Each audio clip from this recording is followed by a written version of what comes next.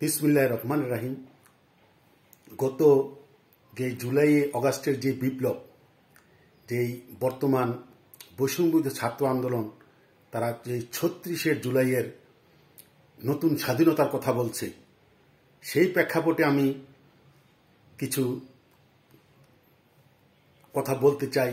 এই আন্দোলনটি যে একটা কীভাবে যে কী হলো, এটা হয়তো বাংলাদেশের কোনো মানুষ ভেবেছে কিনা আমার মনে হয় কেউ এভাবে ভাবেও নাই।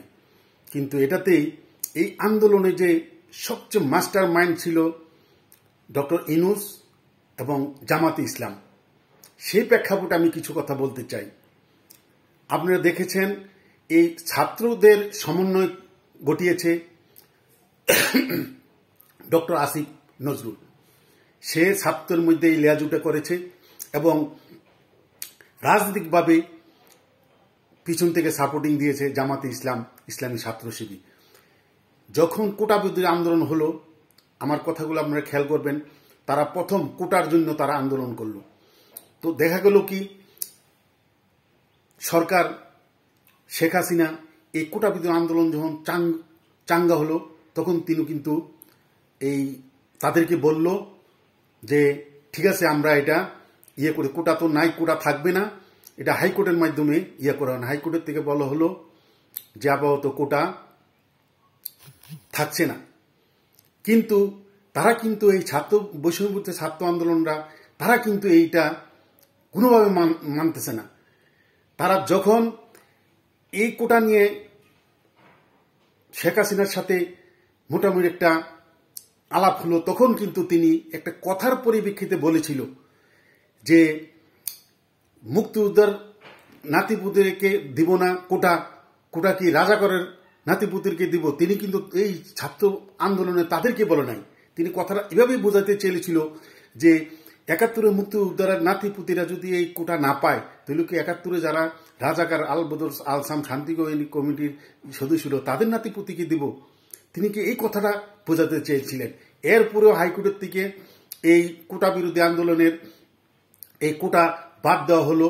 কিন্তু এরপরে তারা এই একটি কথাকে নিয়ে যে তাদেরকে রাজাকারের, যারা আন্দোলন করছে তাদেরকে রাজাকারের নাতিপুতি বলা হলো।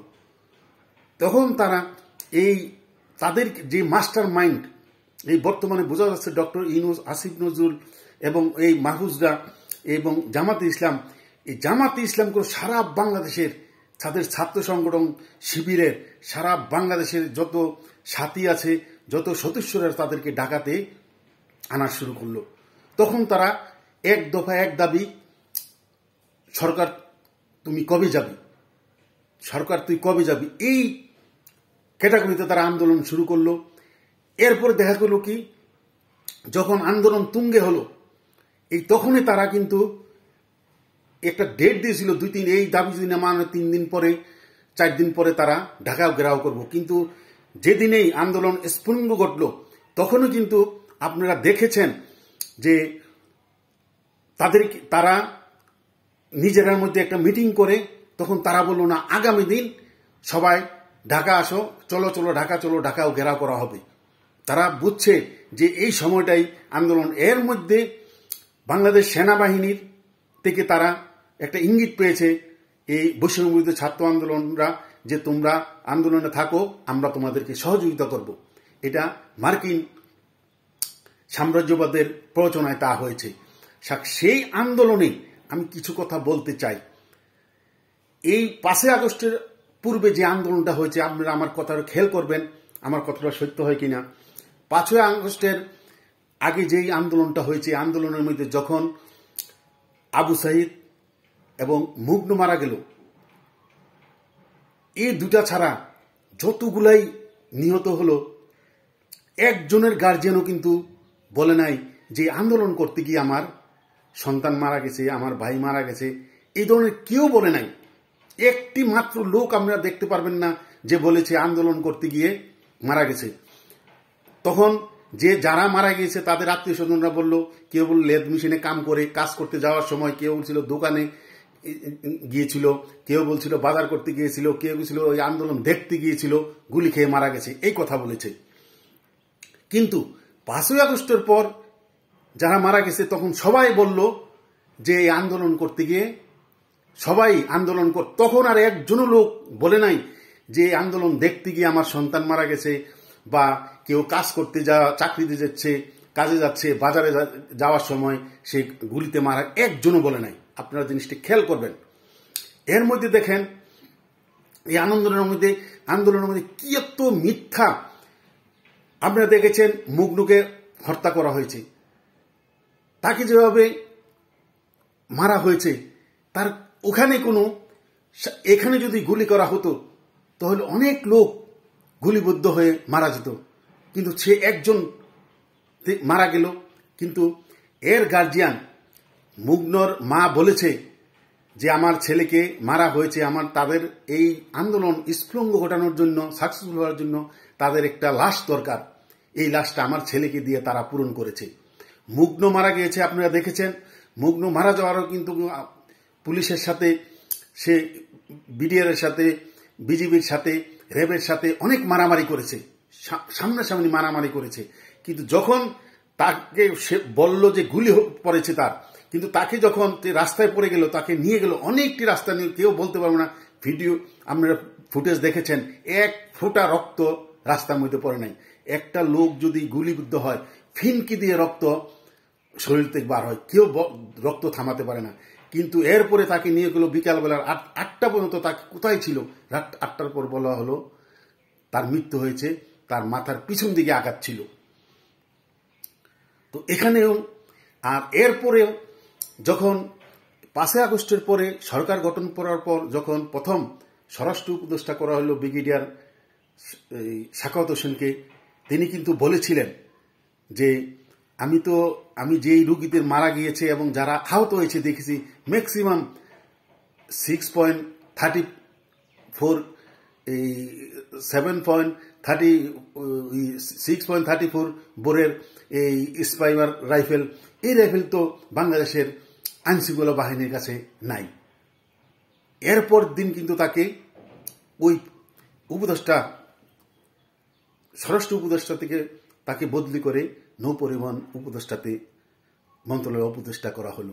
এখানেই তো প্রমাণ হয় যে এই যারা আন্দোলন করেছে তাদের মধ্যে কেউ গুলি করে তাদেরকে মেরে এই আন্দোলনটা স্ফুলিঙ্গ ঘটিয়েছে।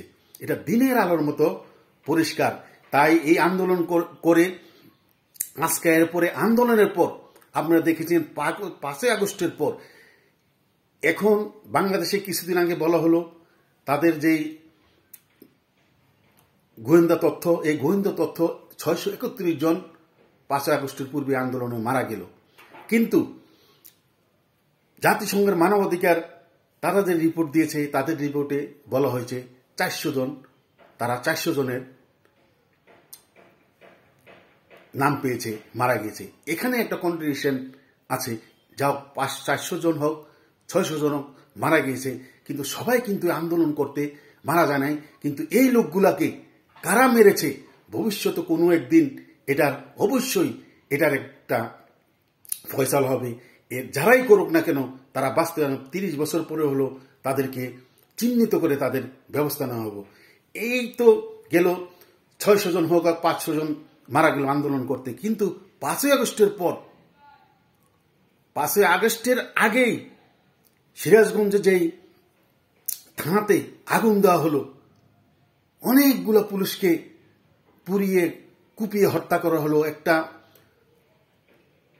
দারোগা ছিল মহিলা, এই দারোগার পেটে সন্তান ছিল, সে বারবার বলেছে যে আমার পেটে সন্তান আছে, আমাকে মেরো না।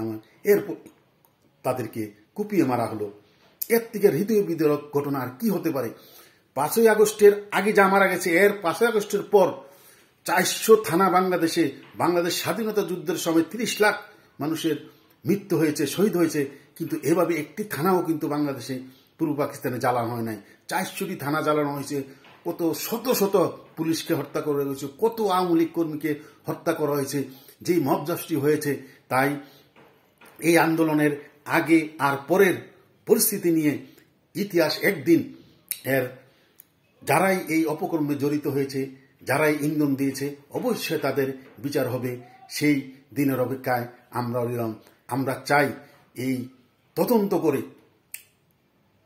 হয়ে সুষ্ঠু তদন্ত হয়ে 5ই আগস্টের পূর্বে যারা মারা গিয়েছে এবং 5ই আগস্টের পরে যারা মারা গিয়েছে সবার সুষ্ঠু তদন্ত হয়ে তাদের বিচার হোক, এটাই হোক। এখন যদি নাও হয়, আগামী 20 বছর 30 বছর পরে হলেও এটা হবে। আমি আমার এই ছোট্ট অভিজ্ঞতা থেকে বলে গেলাম। যেহেতু 71 স্বাধীনতা যুদ্ধের যারা যুদ্ধ অপরাধী ছিল তাদের বিচার হয়েছে প্রায় 40-45 বছর পরে, বঙ্গবন্ধু হত্যার বিচার হয়েছে 30-35 বছর পরে, তাদেরও যারা এই অপকর্ম করছে তাদেরও বিচার হবে। এটাই তখনই এই কিছুদিন পরেই অবশ্যই বাড়িয়ে আসবে যে কারা এই অপকর্ম করে দেশটাকে এই অস্থিতিশীল করেছে। তাই আগামী দিনে আমরা সেই দিনের অপেক্ষায় রইলাম যে কারা এই অপকর্ম করে এই দেশটাকে, এই সোনার বাংলাকে শ্মশানে পরিণত করলো। এই কথা বলে আমার কথা এখানে শেষ করছি। জয় বাংলা, জয় বঙ্গবন্ধু, জয় হোক বাংলার মেহনতি মানুষের।